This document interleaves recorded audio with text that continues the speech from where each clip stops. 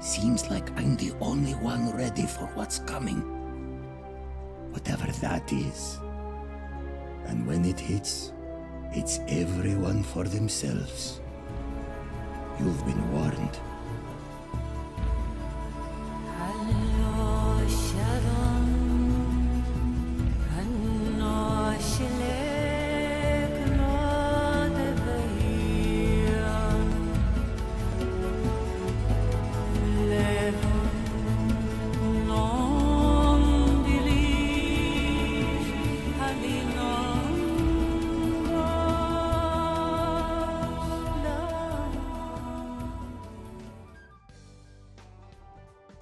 One of my goals for the last year was to read 30 books, and as the champ that I am, I read 39. One of the series I enjoyed the most was Mother of Learning. Sure, it had some pacing issues and it could be a bit long-winded at times, but it was also top-tier comfy. It is set in this fantasy setting where the main character, Sorian, gets stuck in a time loop. Oh yeah! It was really nice and comfy, and I strongly recommend it. The Forgotten City is also set in a time loop of sorts. It's comfy and I recommend it as well. The looping is not really the same though. In Mother of Learning, the main character gets his mind transported back in time. But in this game, the main character is actually going back in time. I didn't realize this, and like any sane person, the first thing I did was to shoot up the place, only realizing later in the next time loop that I wasted all my ammo. So you got a bro. The many shall suffer for the sins of the one.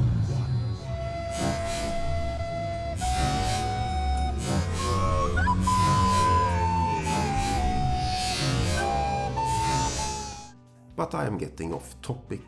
The Forgotten City is an adventure game set in a Roman city inside a cave. People don't really know how they got here, but they think they need to follow the golden rule, unless they want to be turned into golden statues. If even one person commits a sin here, every last one of us will die. You see, the builders of this place, whoever they were, left inscriptions warning, "The many shall suffer for the sins of the one." From what we can gather, breaking the law here will anger the gods and provoke a terrible punishment. Like the curses of Medusa and Midas combined, turning us all to gold. We've come to call it the Golden Rule. Everything has worked out so far, but tension is rising in the small community. I mean, once you've been here long enough, you'll notice people doing things that just seem so wrong to you. But this so-called God doesn't seem to care, which means one of two things. Either you don't know the difference between right and wrong, or this unknown God doesn't. And I'm pretty sure I know the difference. Do you? Good. Then I hope you'll agree that there are only two ways of dealing with unfair rulers. The first is to leave. The second is to remove the ruler from power. And it seems leaving may not be an option. And on the day that the shit is about to hit the fan, you end up here from the future. As expected, everything goes to shit, and it is up to you to try to fix it. This basically involves you exploring the city and its people to try to change the outcome of the day. The exploration is backed up by a nice presentation, and it was nice to run around this Roman city learning about the Roman way of life.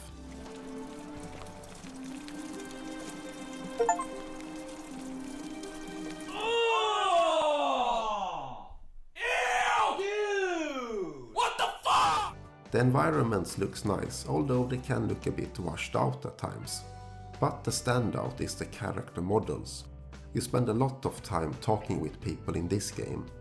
Often, smaller developers struggle with facial animations, but not so here. It looks very nice, and combined with excellent voice actors, it brings the characters to life. You mean the children's fable exploited by Sentius to scare us all into doing what he wants? Which is kind of important in a narrative game. Overall, I found the narrative in this game to be very good. The setting is nice, the characters and their quest lines are interesting, and there are plenty of engaging subplots going places I never expected them to. It borders on being philosophical at times, but it manages to pull this off without ever feeling pretentious. The drawback of the structure of the story, however, is that you are always an outsider, and while the characters are interesting, you don't interact with them enough for them to be truly memorable. The narrative is also very open in the sense that you can explore and do things out of order. To a large degree it works out very well. It is nice to have a story that respects your intelligence and lets you figure out things on your own. But the drawback is that the story doesn't build up to these big climaxes in the same way that a more linear story can do. Perhaps I can put it like this. I recently played another time loop game called The Raging Loop. That game had similar vibes to Danganronpa or Zero Escape. These games have stories and characters which are dumb, silly, unrealistic and needlessly complex. But at the same time it is enjoyable because there is constant drama, tension and emotions to keep you engaged. Isn't that what happened, Hiyoko? Huh? Don't you understand? I'm saying you. What is this? Like, I can only laugh. What are you even saying, you nasty toilet-clogging bitch? Are you not entertained? Are you not entertained? Forgotten City is a different kind of story. The open nature of the game means that the drama never reaches the same peaks, and the limited and more realistic interaction that you have with the characters means that you will not have the same connection to them, for better and worse. Still, I found the writing to hold a very high standard.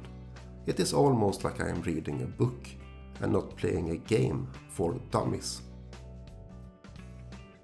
Now the gameplay is on the lighter side.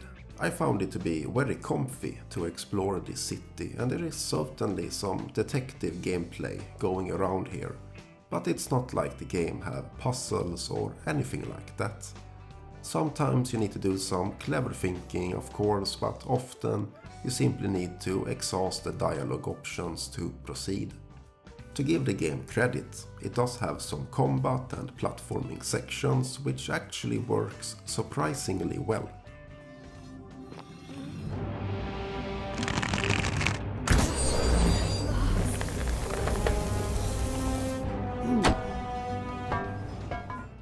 But the majority of the game is you exploring the city and talking with people. So, is it a walking sim? No. In my book, it's not a walking sim. I have seen that some people get really defensive about the term walking sim, and they act like everyone using it is some dude bro who can't handle games where you go 10 seconds without killing anything. But I think the term makes sense to describe a certain kind of narrative game. You know, games where you are walking around in empty environments, reading notes and having visions, listening to some narrator or someone over the phone. You know, a story, always telling and hinting about interesting events that you never get to experience yourself. Perhaps I can express myself in a Voyak sketch. Welcome to the team, new guy. It is great to finally have a writer on board. Thank you, Boomer, for giving me this opportunity to be a video game writer. I have so many ideas. The sky is the limit for my stories. That is great. I can't wait to see what kind of crazy stories you come up with. However, keep in mind that we only have the budget for one voice actor. Wait, what? Furthermore, we don't have the money for any animations, lip syncing or character models. Your story can't contain any scene that is actually showing anything happening in real time. Wait, what? The team is also entirely made up by environmental artists, so don't come up with any cute ways to integrate the story with the gameplay. I don't know, Boomer. It seems kind of hard to create a good story with these restrictions. There is no place for that attitude at this company. Look at that poster on the wall. That is our motto. Okay, Boomer, I am a team player. I will get right on it. Many months later.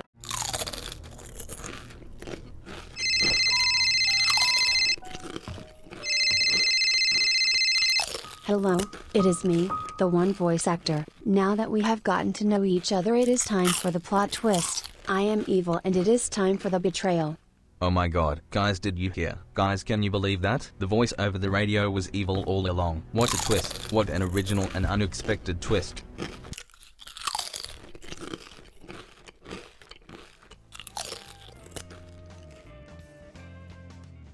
This is not the Forgotten City. The Forgotten City has a proper story that you get to experience firsthand.